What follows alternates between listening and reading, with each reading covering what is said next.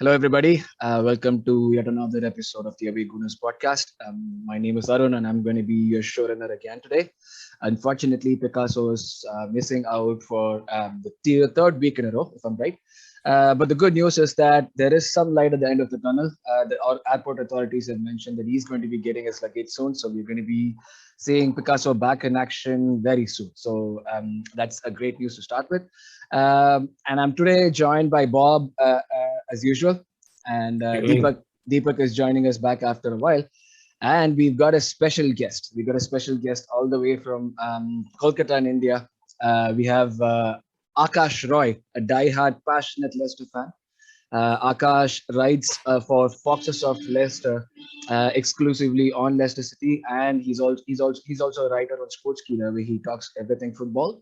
In addition to this, Akash is also a part of the Beyond the 90 LCFC YouTube channel. It's a great channel for all Leicester City fans. You can get all information exclusively from the club directly to the fans, and they also cover a lot of the women's team's news. So you can find a link to the Akash, both Akash website and the YouTube channel in the description below. So welcome to the show, Akash. It's good to be here. Yeah, it's great to have you here. Great to have someone representing Leicester from India on our show. It goes to show how big the Premier League has become and how much of an impact that the title win has had all over the world globally, making Leicester a global brand. So, like I mentioned, Akash, so we want to be picking your brains in this first part of the show, where we want to be asking you questions about Leicester, how your season has been so far, and what you make of things. So, I'll leave the floor open. So I'll let one of Bob or Deepak, if you have a question to start with. Yeah. And don't Pretty worry, much. Akash, we won't be putting you in any spot. So all the questions would be PG and nice.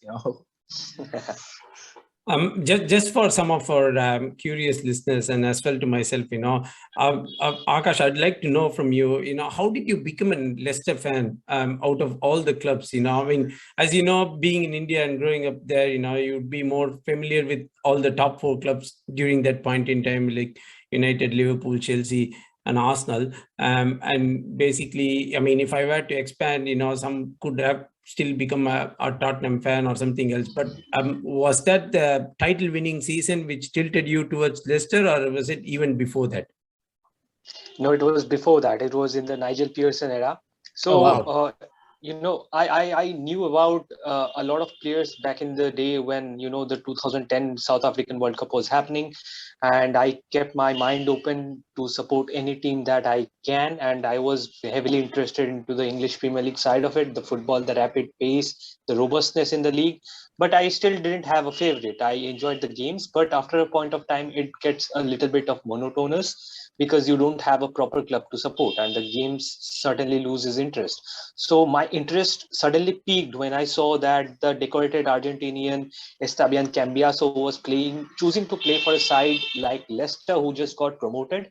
And back then it felt like a shocker because I associated Cambiaso with Serie A so much, and the caliber and the abilities that he possessed at that time, choosing uh, a last resort like Leicester seemed very odd at that moment. So I began to follow Leicester City, and slowly you would know it. They impressed with the Manchester United game. Then again they had a terrible time, and even before you realize, they were already in the relegation zone.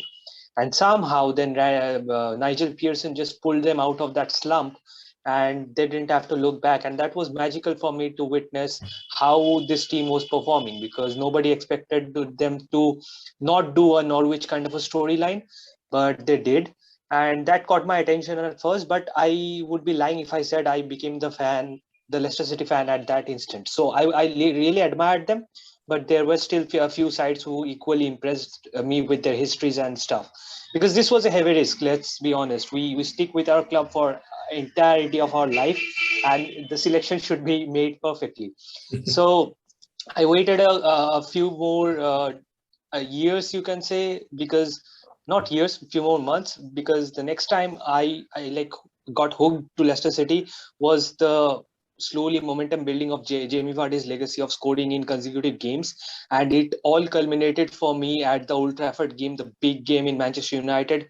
And Jamie Vardy was doing his stuff in a poetic way, because Ruud van Nistelrooy's record breaking it in the Old Trafford was sort of a beautiful culmination of a footballing story. And before the title, that was the milestone that Leicester achieved, and I became hooked. And after that, I don't regret my decision one There's bit, no turning because back from there, isn't Yeah, it? yeah. yeah. So I don't regret my decision, because considering the span of time in 5-6 years, whatever happened with this club is simply magical. You cannot establish how the template of success works, because then that could be replicated around the world, but it is so unique that the story makes it so much more special, and I have not regretted any part of my decision that I made back in 2016. It's great that you mentioned that, because I think, like, safe to say, people of our generation, the people who are, like, of our age, by our age I mean like me or Bob, or not even Deepak. Deepak is also younger than us. When we started first watching football, we did not have options. We had, like, United, which was winning everything, and then there was Arsenal, which was beginning to win, and outside of that, we probably had like a Newcastle as an option, or a Liverpool. Like, if you like knew about their olden glory days, there was Chelsea or City didn't exist at that point, and Tottenham is still shit. So it really was, there was no option really. But you guys had more options, and the fact that you still chose to support this team, like, goes to show how much um, it's an indication of the passion that Indian fans have for football. Like India's, the fact that it's growing, the Premier League is growing as a global brand, and the fandom is growing. It's a clear indication of that. It's really nice to know. So yeah, like, you guys can move on with the questions. Yes, we can continue to pick his brain. Yeah, sure. So, Akash, the next question that I wanted to ask you is, how do you actually summarize the Leicester season so far? Yeah, I'd like to hear from your words rather than me trying to put something for you. I was very optimistic when the season was just starting out, and the preseason games, we really troubled Villarreal, who just became the Europa League champions, and that was a big statement. First half, we just tormented them with our set pieces and counter attacks, so far that their striker Fernino got so angered by it and frustrated, he just tackled Wesley Fofana, and that in an instant puts Wesley Fofana out of the equation, and that's when the season derailed for us. The expectations were high, I'm not going to lie. We thought third time is going to be the charm, and we're going to finally crack a UCL campaign for us. But again, without the proper defensive lineup, you are risking a lot out there. And then the problems just, got together. And Johnny Evans again, recurring injuries. Sancho became alone without Johnny Evans as his compass. He really didn't know how to do, what to do. And Brendan Rodgers then brings in Yannick Vestergaard and Ryan Bertrand, who are okay makeshift, but they're not doing their job. So a lot of factor can be contributed the way our defense shaped up in the initial part of the season. We have a striker who is getting old. We need a replacement. We found a brilliant replacement in Patson Daka, who has been phenomenal whenever he's earning his minutes. But there is that fear that we are going to miss UCL again. And let's not even kid about it. It's very tough to crack the top four right now. I'd be content with anything in European sports, 5-6 place. Even a I'll be very Conference happy. League? I thought that was No, just reserved for no. Tottenham. No. I wouldn't want to play the Conference League, because No one then the does. fixture condition the fixture condition would be too much, and I think the rest would be prioritized over getting into a seventh place finish. Tottenham can do that. They can do anything for a trophy, but certainly it's beneath us at this moment in time. Yes, you have one Premier League trophy more than them. You can say what you want. so yes, yeah, go on. Sorry. No, I mean, it's interesting that you mentioned the defense, because that was actually the next thing that I was going to ask you. I understand that was a horrible injury for Fofana to actually, undergo, and then, just hope that, he recovers quickly. But then I thought Leicester made some shrewd, additions in Vestergaard and Bertrand, and especially the fact that the latter was signed on free. I thought probably you had more experience there, as a Premier League team, because you brought in from the league, from Southampton, so you could pretty much be kicking on straight away, isn't it? Yeah, we expected that too. But when you critically analyze what Brendan Rodgers is capable of, he has done some questionable signings per his own accord when he was back in Liverpool, and he did the same here, because you have to take into account that both Yannick Vestergaard and Ryan Bernard were part of the matches when Leicester thrashed them 9-0 and Manchester United did the same. So, getting a man like Yannick Vestergaard, who is 6'6", does give you a lot of aerial threats when you are in set plays, but also loses some of the things that a centre back should be adept at, because he's not making rapid quick decisions. He's lacking some areas where they can improve, and I think Fofana is overall a better package than Yannick Vestergaard. So an ideal replacement, I would not call him. Definitely a rotational player. I would be more intrigued towards that. But without even Yannick Vestergaard or Soyuncu, we don't have many options, because Amarte is a makeshift centre back. Brendan Rodgers has molded him into a centre back. He was not primarily a centre back, and then we don't have another options to look at in that position. One or two injuries, then we can crumple down like card stack. Crumble down like Arsenal, which Arsenal always does. You can use us as examples. We're not completely useless. So, So I have a question to you. I mean, like you mentioned about like finishing in the top four, but you'll also be like content with finishing 5 and 6. It's just something that I want to know. Like I have seen Leicester perform like really well till like about the last 7-8 games of the season, where you guys are always in contention for top four. You're either in the third spot or the fourth spot. When it comes down to the last 8 or 10 games, something happens. The switch that was on all of a sudden turns off, and you guys go on a run that no team wants to go on, and you end up like going out of the top four. You're consistently helping other teams finish in the top four. Like that's how, as someone from the outside, I see you guys are wasting opportunities, like throwing away golden opportunities. As a fan, how frustrating it is. What would you attribute this to? Because if it happens over one season, that's something like, okay, you can see this as a one-off. Maybe something went wrong this season. But for me, I have been noticing this as a trend for over like 2 or 3 seasons now, since I think Rodgers came in. I might be wrong. It's just based on what I'm seeing.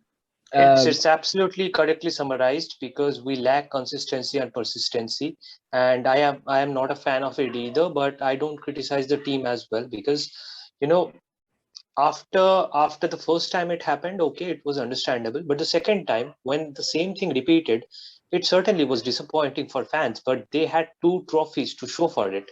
So even if it was a downgrade and the expectation didn't match, for a club like Leicester, coming into their 5th final, losing 4 times earlier in the FA Cup, was a huge prestigious statement for a club.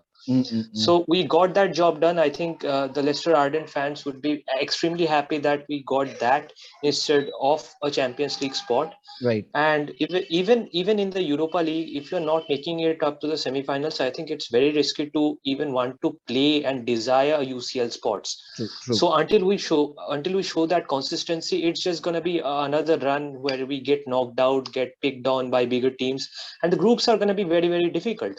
So there is no point when you are gradually not developing a squad that is at least capable to reach, I think, the quarterfinals of the tournament. So let's just stay and establish our level in the Europa League, and then proceed from there. But this season, even any European sports looks highly unlikely. A week earlier, I said, when we didn't hit this kind of a form, I was very happy if we finished at the top half of the table, because this season is very tough. Teams like Brentford, Brighton are playing so lucidly. Even West Ham, who has resided in the middle region for so long, they are playing so eloquently that I get scared. We have smacked you 4-1 earlier in the season. So those are scary. Teams like us, teams like Arsenal, everybody is trailing into the middle half of the table. So that is a scary sight to witness, but also exciting to witness as a neutral fan. Right. Matt, so you did mention about Rodgers trying to do things. If you were to rate Rodgers against Ranieri, who would you rate and why would you rate? But remember, Ranieri got your Premier League. Oh yeah. See, okay. Yeah, you have to still take that title into consideration, but in terms of the style of play and then the long-term sustainability of the club, and the feeling amongst the fans too, I would add. Yeah, I think Brendan Rodgers gives us overall more confidence than Ranieri did, because for Ranieri it was simple. Nigel Pearson wasn't working out.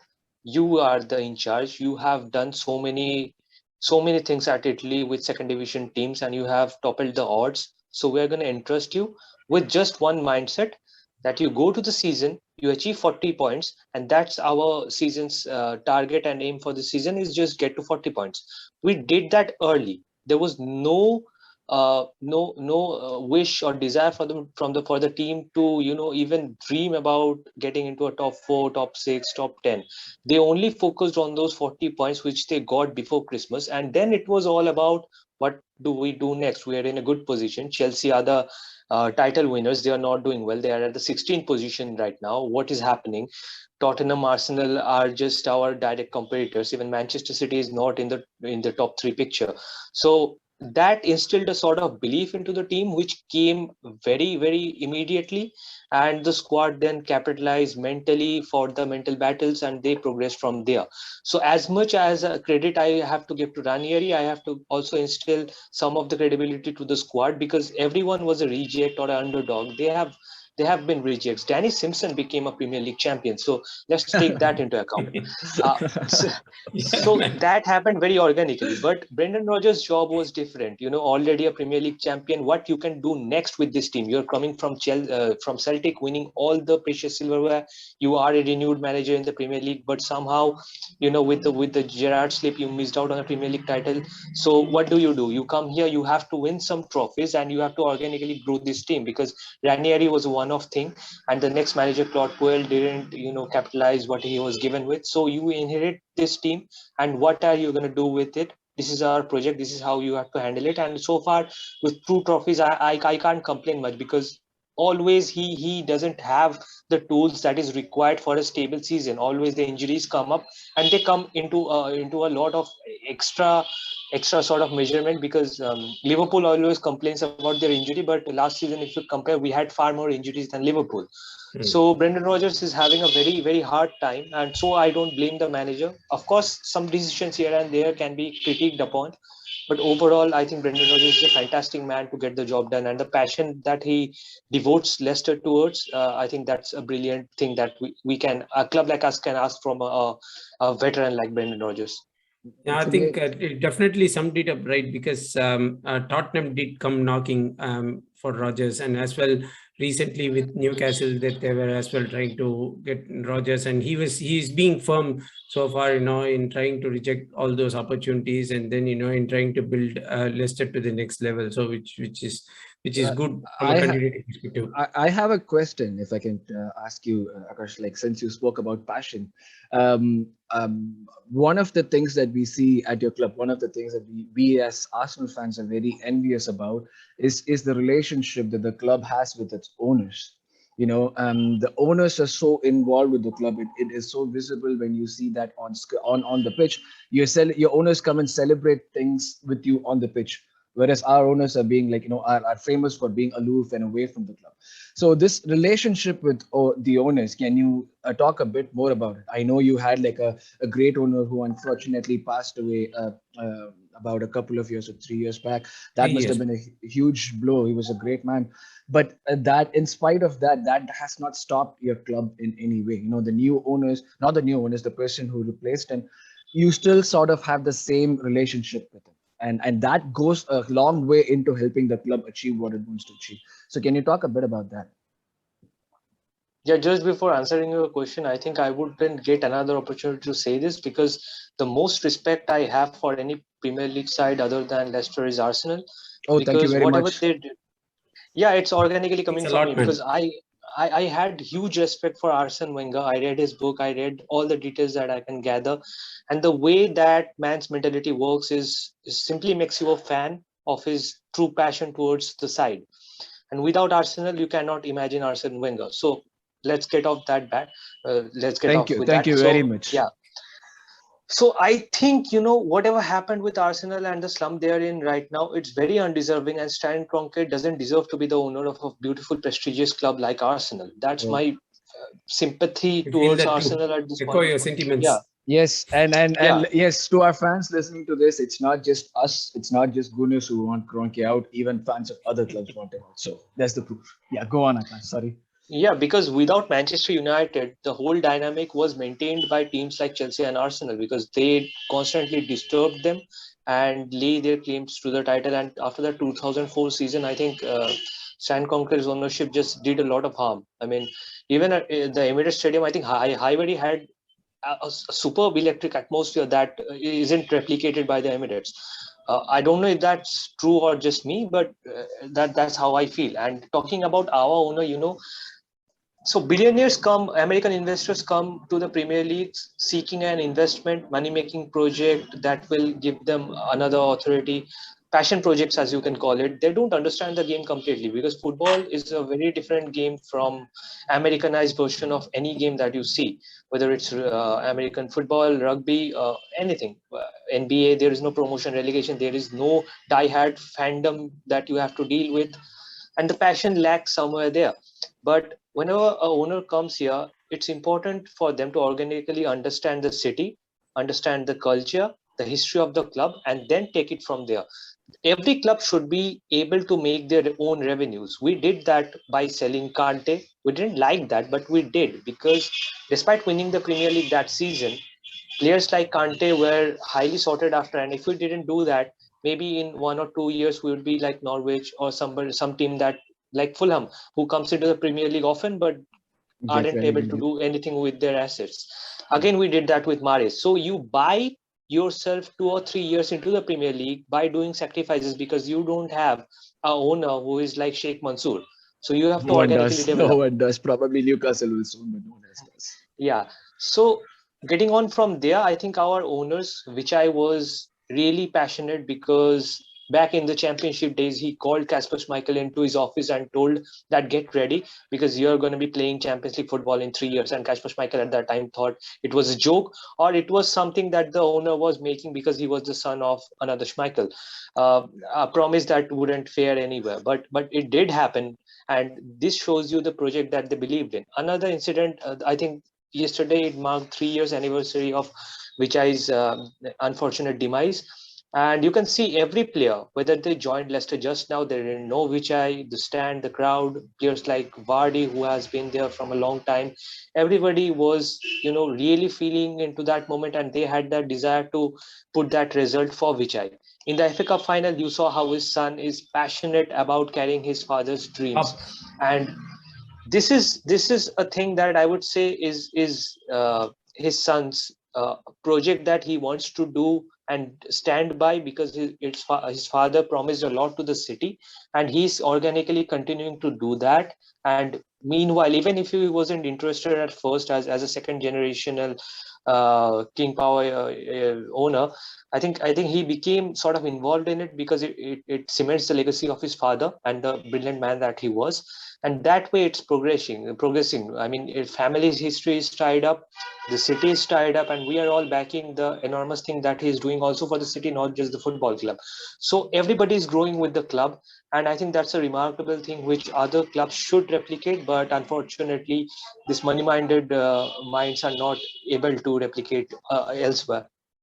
So I'd like to directly come into the preview of the game. So basically, if you were to look at the key battles that we're going to have on the Saturday's game, one of the key ones that I'm looking at is between Partey and Tielemans. Tielemans is coming back of a great form. He's been scoring run. So I just want your thoughts on that, Akash. I think Thomas Partey is a fantastic player, but while playing for Arsenal, he hasn't been that consistent as he was back in Atletico Madrid. Correct. And settling into the squad for such a long time, and he just clicks in rapid moments. He can have a bad game, but with one or two passes, he can change the whole outlook of the game. And there he's those hungry foxes who are waiting in the front line to capitalize on the orchestrated pass. So that makes Tielemans the threat he is. Also, his long ranges occasionally end up at the back of the net. So I think Ramsdale should be able to deal with some of those, but not all of those. Again, your thoughts on the Maddison saga, which happened during the summer, and Quick probably thoughts. the fact that he lost in form. I think you dodged a heavy bullet there. Investing that amount of money for Maddison wasn't a good thing for a club like Arsenal, because you Oh have a wow! lot of Listen, all Arsenal fans. This is coming from a Leicester fan. Yes, listen up. Yeah, go on. yeah. Don't get me wrong. We would have loved the money, but it would have been a scam like Harry Maguire. And really having the respect for Arsenal, I That don't was the want biggest to. robbery, isn't it? Yeah. He just is showing some of his form. He's getting some of those trades back, but it's a heavy investment. The amount that was talked about in the media was astronomically high for a player like Maddison. If it was Jack Grealish, I would be all okay with it, but for Maddison, definitely not the right time to pay that kind of a price. He's English, buddy. That's got a price tag the on tax on it. Yeah. So I think, like, if we do not have any other questions, I have one last question. If you guys, Bob and Deepak, if you don't have any other questions for Akash, do you guys have any questions for Akash? I'm just like taking this over now. No, go for it. Go for it. Yeah, Home go run. for it. So the home run, the last question from our side would be: what are your realistic expectations of for the season? Where do you think you would ideally want to be, and where do you think you realistically end up? I would avoid the seventh position, so 6 and 8 would be my ideal predictions, and I'll be content with making up for that this season. And the next game is a tight one. I think we both deserve a point, so I'll take a draw for the next match. Great, you're a nice man. Usually teams want to take points of us. You're a nice man. That's good. I think realistically, both teams are coming back into form. Leicester are unbeaten in 4. Arsenal are unbeaten in 6. They're just bouncing back into form. So from anybody's perspective, mostly that they will look at this picture and they say it could be a high-scoring draw. I mean, that's how it's been. If I were to quickly just, ask you one memorable goal that you can think of, between these two fixtures, what would be the immediate thing coming into your mind? Anything that Vardy does. That means every game. That was a great answer. So Vardy is, looking like it's a doubtful thing for him to start on Saturday. Yeah, he will definitely get some minutes, but there are plenty of other options for Brendan Rodgers to work with. So I think Elinacho and Daka will play a part, and Daka will eventually substitute Vardy. I think he will start the first half. Maybe let's see how bad his knee is. Wait, when you said, when I asked you the question in terms of the goals, you mentioned Vardy. I know Vardy has been pretty immense in these fixtures. He's scored almost in every game, and he's been a constant goal threat, especially in teams who are trying to open. They play. But I thought, I'm not sure if in case you were a fan back then or not. I probably was thinking more of the Bergkamp hat trick. If you've had a chance to watch that sometime in YouTube, that was an entertaining 3-3 draw. It was, I think, in August 1997, so it's pretty long time back. But all those the goals that he scored that day were fantastic. And if I were to recollect one recent memory, even in the title-winning season, it was the Welbeck's header. The last minute to actually, win the game for Arsenal. I'm sorry, Matt. I just have to point out to an Arsenal win. Sorry, but then that's the immediate goal that I can think of, which was memorable in the recent times. Yeah, it was like kind of memorable, right? Like I thought we would go on and win the title that season, and as usual, we bottled it. Like many people talk that Spurs bottled the title that season, but actually it is also Arsenal as well. We were like pretty close, but eventually like Spurs and Leicester were talked about, and we finished second actually. So on that note, like I wanted to ask you, Akash, like many people like see as a neutral, they see Spurs as a more of a rival to Leicester than Arsenal, even though we have finished pretty close to Spurs as well in the last 2-3 seasons. So what are your thoughts on that? Do you see like Spurs or Arsenal as a bigger rival for Leicester? So let's first get to Bob. Bob asked two specific questions. First of all, yeah, I unfortunately stumbled on that hat trick, and it's just beautiful to see and appreciate. It was a draw, Bad game so to neither watch. It side. was a 3-3 draw. Yeah, it was. Yeah, it was a draw, so it's all right. It's back in the day, and obviously those Dutch players have huge admiration from my side in that Arsenal back in the day. Another thing that you asked was the memory of Danny Welbeck. Well, I think in the same match, Danny Simpson got a red card, and it really troubled our defense in that season. But we got the league title, so pretty happy about it. Nothing to complain. We couldn't defeat. We couldn't defeat Manchester United also in the two back-to-back matches, and then at the Shield. Then so there is gonna be a few things here and there that you can nitpick about, but let's look at the bigger picture here. Also, another particular moment. It's not a goal. It's nothing fancy of that sort, but it's coming. It comes every time that we both these sides fare against each other. I think the Fuchs throw in straight at Alexis Sanchez's face. That was a pretty hilarious moment. I think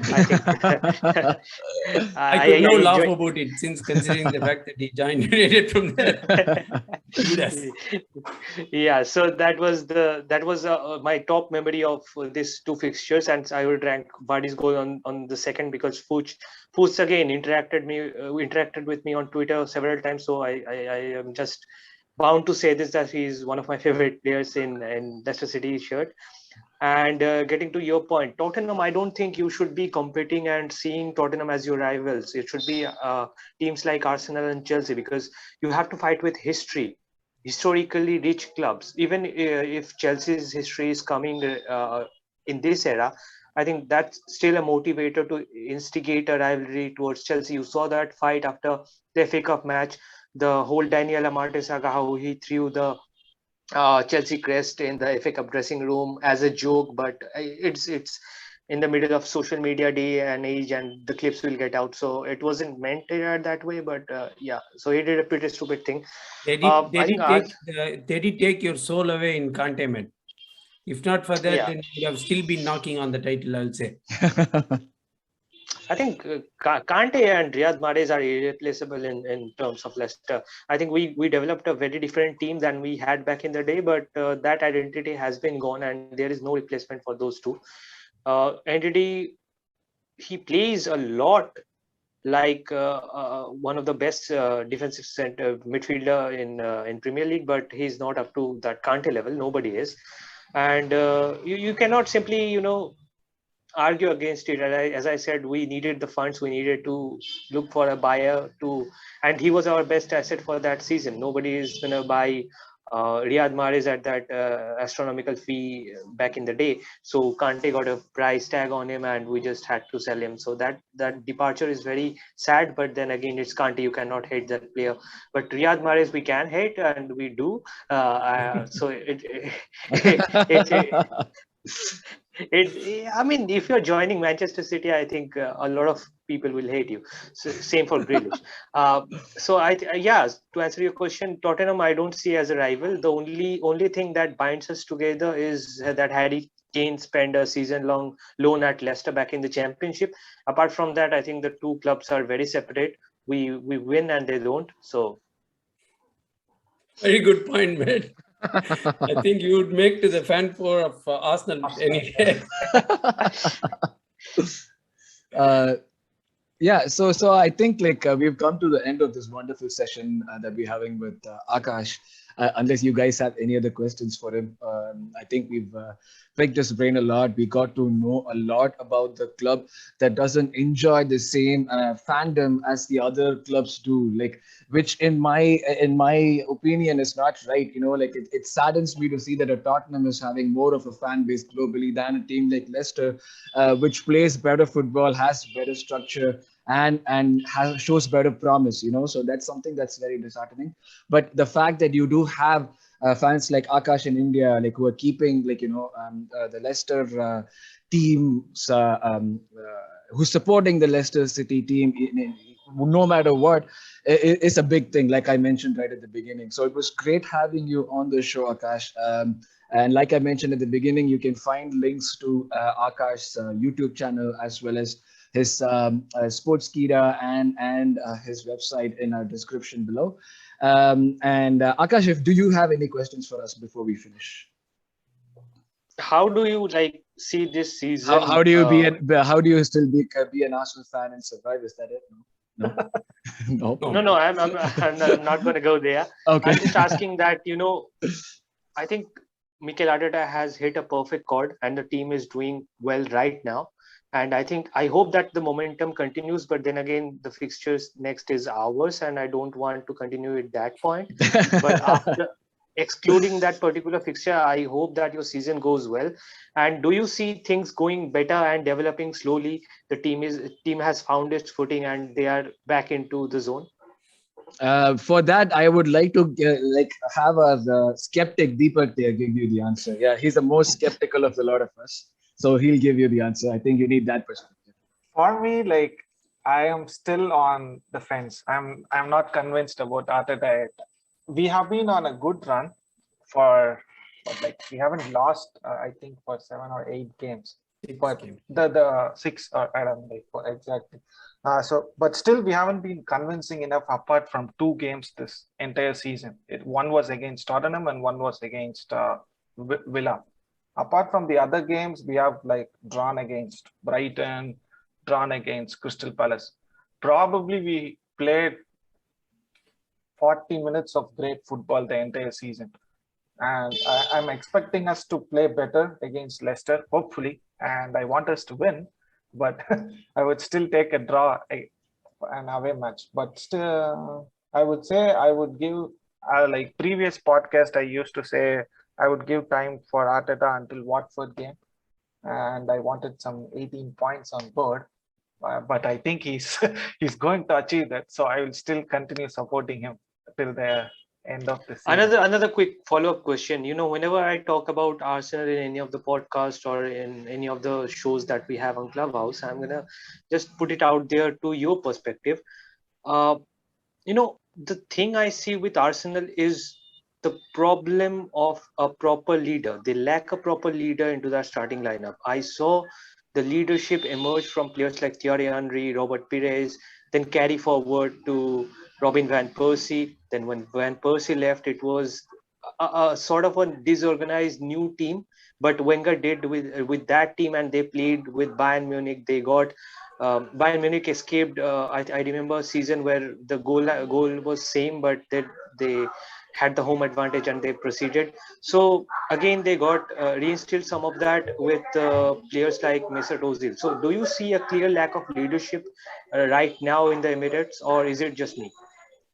I think that is very true. In terms of what's happening, and if you were to ask an Arsenal fan, the immediate next player that would come into their mind is, well, we have Xhaka as our team leader and our captain, but he's been the one who was on the verge of getting transferred almost at the end of the summer, with Roma, only for him to stay because they couldn't muster the funds. It was just an open secret that he wanted to move out. So yes, it is true that if you look at it from the outside, they don't have any natural leaders who could actually step up. But I can see some 2 to 3 personalities who are starting to show glimpses of some leadership, in Tierney. And if I look at, the experience of what Partey brings in, and then Aubameyang, during his time there, and as well as at the back, I can see some silent progress being made with Tomiyasu and Ramsdale. You could sense that some sort of identity is being built, but yeah, so I can sort of understand from a neutral perspective, or even from some of our fans' perspective, that there isn't any single person that you can call to say that, he is the leader, just like how we had with Vieira and Henry and all those people in the past. So you can't even go to that sort of a level. So I think this team is just pretty much nascent in its leadership sort of things. I'm just hoping that the results would actually make them better in terms of leadership and all those other things. Since after Vieira left, we always tend to make our best player as the captain, not the actual leader who we wanted to make as a captain. We didn't have that kind of player actually. So even if you take Van Persie for example, he wasn't a natural leader. He was made as a captain. None of them have been. Like if I think about the last captains that we've had, maybe Xhaka to an extent could be someone who's vocal and shows leadership. But apart from that, I don't remember another good captain, a captaincy material, someone who can return captaincy material. Sorry, but Van Persie was the best player. We made him captain. Fabregas was our best player. He wasn't a great captain per se. He was just the best player. We had great players who we made as a captain, but they weren't captain material. We haven't still found that player.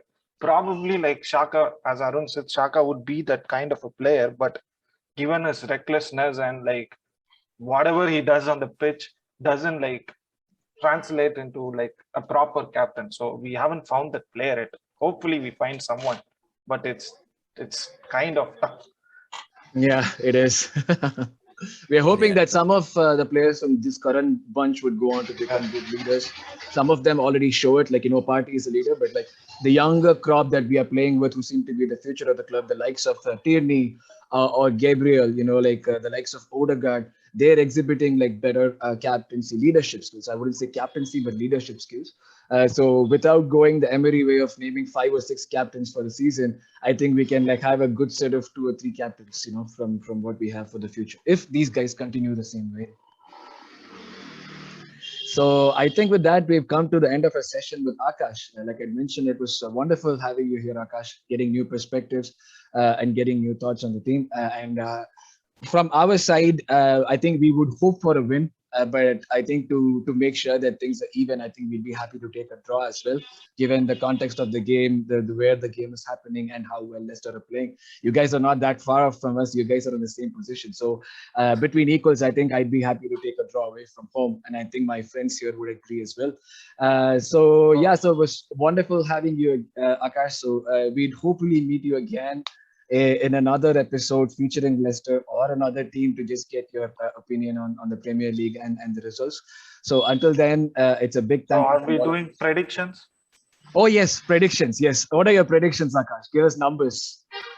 2-2. 2-2? Good man. Yes, Bob. 2-2. Deepak? 1-1. Yeah, I think I'll also go with the 1-1. So I think that's good. I think so. Akash also knows our predictions. So he knows that we're not actually lying or anything. We're being truthful and honest when we want to draw. So thank you very much for this, Akash. And like I said, we hope to see you again in another episode of the Away Gooners. Thank you very much.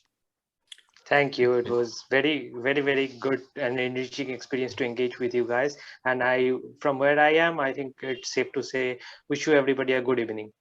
Thank you. Thank you very much. Thank you. Bye, Akash. Thank you. Bye. Okay, so that session with Akash, who's a Leicester fan, was really good. We got a lot of information about the opposition, and that's not an opposition that is very, globally known. So it was very good. Big up to Akash. Now let's come back to Arsenal. I know we talk a lot about Arsenal. We have a lot of topics, but let's just start with what happened at the Carabao game. So we go into a Premier League game against Leicester, but we had a Carabao game against Leeds. So my first question would be 2 takeaways from the Leeds game.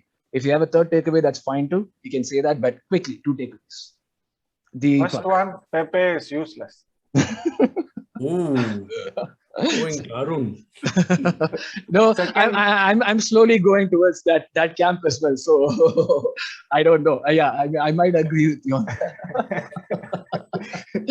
Second one is Martinelli didn't show anything in this game for Arteta to start him in the first team. People have been saying, "Oh, you have to start Martinelli. You have to start Martinelli." Don't worry, he was a best player. He's supposed to be a best player. Yeah, but you can say that he hasn't gotten enough time. But given the time he has been given on the pitch, he hasn't proved anything that he has to start in a first team. So that is my two takeaways.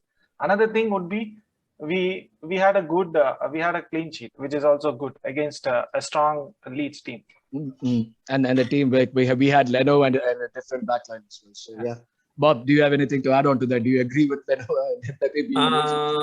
or Martinelli not being ready yet? Point. Yeah, Martinelli probably isn't grabbed his chance with both his hands. So yeah, you could say that. I probably felt that Leno was sharp in the game. He made some very astute saves, which was good to see. That we have two decent goalkeepers in our club. And then I was just worried that, White is not having any injury issues, and I'm just hoping that he would be back into the starting lineup next game. Yeah, I think I saw that. Like, we got an injury boost. I think White, KT, both of them are back. And Odegaard as well. All three of them are supposed to be back in training. Correct. Yeah, Odegaard was ruled out. Even out of the bench to some mystery illness, which I can't understand but I'm just hoping that he's lack of form. That's the illness. I wish ESR was rested, but we couldn't do anything. We didn't have anyone. So yeah, that's true. Yeah, we play with the limited options that we have, right? So that's beggars can't be choosers. So again, one more extension of the Leeds game question. So now we're going into a Premier League game again. It's an away game, I know, against a big club, against a team that's playing well. But the thing is, we are going with the back of a victory, a well-earned victory. How confident are you going into this game? I know we predicted 1-1, 2-2 and all that when we were predicting the scores with Akash, but realistically, how confident are you going into this game with the win that we got and the run that we're on? See, sorry, Deepak. Go ahead. So if I were to look at the Villa game as a reference point, right? I sort of felt that 4-4-2 is sort of making sense, and at least with the personnel that we have at the moment, it makes a lot of sense for us to stick to that formation, which means that we would have both Oba and Laka starting up front, and then double pivot being Partey and Lokanga. We definitely need both of them to be at their sharpest best because of the opposition that we are going to face in Tielemans. I wouldn't really say Maddison as a big threat, but still, you still have to keep him shut. So which means that they have to be on top of their game for us to even come back with 1 point, let alone be 3. So that's something which I sort of would look at. And if Arteta were to be implementing that sort of a formation and that sort of a setup, then I would be more confident as a fan. Deepak, anything to add on to that? I saw that you started saying something and Bob unfortunately cut you off. Yeah, I'm confident enough that we wouldn't lose this game because we have been on a good run and we have been playing in a solid way, and the defenses keep on improving week after week. So I'm confident enough we would at least wouldn't lose. Yeah, that is the better way to put it rather getting a win or a draw. Okay, that's positive enough for me. That's positive enough for me. Against a big team, that's positive enough. Yeah, one thing I want is I don't want Partey to start in a single pivot. It should be always a double pivot. Yeah. We are not there yet. Yeah. So moving on. We got information about their endangerment. We know that it's going to be sort of Tielemans who's running the show, and Vardy has always been a thorn in our flesh. But apart from these two guys, do you see other threats for us? And as an extension, where do you think the battle will be won? For this season, I think Kelechi Iheanacho, he has been really good for Leicester. He has been the one who has been playing as let's say a number 10 role, even though he starts as a second, a striker. He plays more of a second striker, and he is the one who's connecting the midfield with Vardy, or either it's Vardy or Daka. So I see him as a bigger threat along with Tielemans. Do you agree, Bob? Any more names to add on to that? Sort of. I was more thinking of Daka as a threat, because Daka has been, proving to be very sharp now. Plus we have not seen a lot of him, so that factor also I think would play. Because the thing I said, Iheanacho was like, I have seen like 4 or 5 Leicester games, and it has been him who has like been pulling the center backs towards him and just playing the passes around. Even the game which Dhaka scored 4 goals, I think 3 of the passes came from Iheanacho and 1 was from Tielemans. So yeah, so if he starts, I think he would be the main man. And I heard Wadi is not that match fit, so but they have found an able replacement in Dhaka. So yeah, it's these 3 people. Interesting. So it seems like the battle will mostly be won around the midfield, final third area. Yeah. I think their defense is not settled, even like what Akash as well mentioned upon. So that's something which we have to try and capitalize on if we were to get some positive result out of the game. So Laka would be pretty immense in trying to maintain a high press, and as well as at the same time, if we can penetrate through those gaps there, then we can sneak in a goal or 2. Okay, so let's move on to the lineups and the formation. I think it would be safe to assume that a 4-4-2 would be in place again, the same as the Villa game, which especially since it has worked. Yeah, I wouldn't change a winning formation. So yeah, just keep it simple. Yeah. So and then I think with KD back in contention, do you see him starting? Yes. No. So you still see Tavares starting? Yes. So the back 5 is going to be Ramsdale will keep his place, Tommy, White, Gabby, and one of Tavares or Katie. You're saying Tavares and Deepak says Katie. I think it's going to be Tavares. No, like if he isn't match fit enough, it's good to go with Tavares. He was really good against Villa. Yeah, so that's the back 5, and of course the pivot is going to be Sambi and Partey with ESR and Saka playing on either side of them, with Lacazette and Auba on top. Yeah. Yep. Yeah. Yeah. For the sake of the team, just go with the winning team.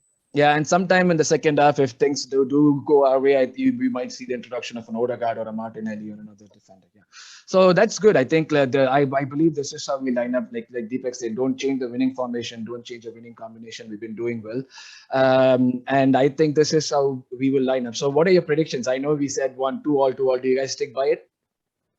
Still. Yep. So yeah, I'm 1-1. 1-1. I think Auba will score again, and probably Wadi if he starts, or else it's Dhaka.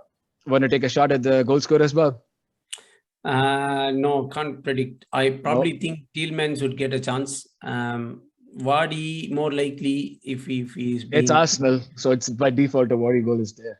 Yeah. So, but in terms of our scorers, probably I think Oba would be able to score 1, and Laka possibly. Yeah, so I think it's going to be a 1-1 draw, and I think the 1 goal that we score will probably be by Auba. I don't know who's going to score their goal, and I hope no one does. That is our predictions for this game, the results. We believe that it's going to be a tough game, but we believe that we'd be able to come off with at least 1 point from this game, being an away game. We're not going to be, we believe that we're not going to do anything that's going to make us miserable on the Saturday when we watch the game. That's cool. So these are our predictions. We'd love to hear from you guys. What do you think would be the starting lineup? How do you rate Leicester, and where do you think how do you think this game would end? But before that, I think we have to insert this shameless promo in here. Please do like, share, and subscribe. Your comments mean a lot to us. Your support means a lot to us. It keeps us going, and it makes us improve. So please continue supporting us. And I think if you do not have anything else to add on, we can finish with saying that we're hoping for a hard-fought draw, and we'll see you guys again with the Leicester review next week. Thank you very much, guys. Thank you. Bye. Bye.